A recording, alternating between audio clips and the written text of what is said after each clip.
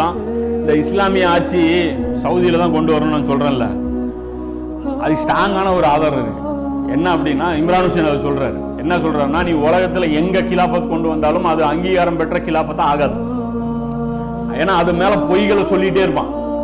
அந்த கலீஃபா இப்போ உதாரணத்துக்கு இப்ப ஈராக்ல ஒரு சைத்தானு யாரு, இந்த ISIS சேர்ந்தவன், அவன் என்ன பண்ணிட்டான், நான் தான் கலீஃபா, எல்லாரும் எனக்கு வந்து பைய செய்யுங்கன்னா, இவனை நம்பி போக முடியுமா? போக முடியாது, போகவும் கூடாது. அதே பாகிஸ்தான்ல ஒரு கிலாஃபத் வருது, இவனை நம்பி நம்ம போக முடியுமா? கலீஃபான்னு சொல்லி இவனை ஏத்துட்டு போக முடியுமா? போக முடியாது. என்னென்ன உள்ள என்ன இன்டென்ஷன் வச்சிருக்கான், அது என்ன இது இருந்து இருக்கு. கிலாஃபத் உருவாயிருச்சு, உண்மையிலே அது கிலாஃபத் தான், அங்கீகாரம் பெற்ற கிலாஃபத்துக்கு ஒரு டெஸ்ட் இருக்கு. என்ன தெரியுமா? ஹரமுடைய நிர்வாகம் அவன் கையில் கொடுக்கும்.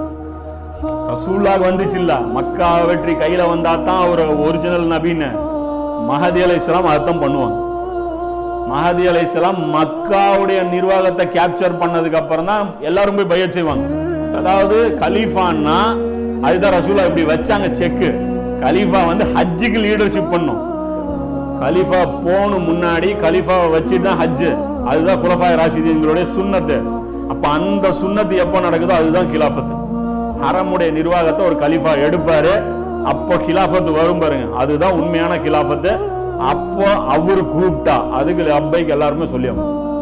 அப்போ எவன் எல்லாம் மாட்டேங்கிறானோ அவன் முனாஃபிக். அது வரைக்கும் எந்த நாட்டுல கிலாஃபத் வந்தாலும் போக முடியாது. அதுதான் இம்ரான் ஹுசைன் சொல்றாரு. அருமையான பாயிண்ட் அது. ஏன்னா கலீஃபா வந்து பாஸ்போர்ட்லாம் அப்ளை பண்ணிட்டு இருக்கு, ஃபார்ம் ஃபில்அப் பண்ணி விடுவானா முதல்ல.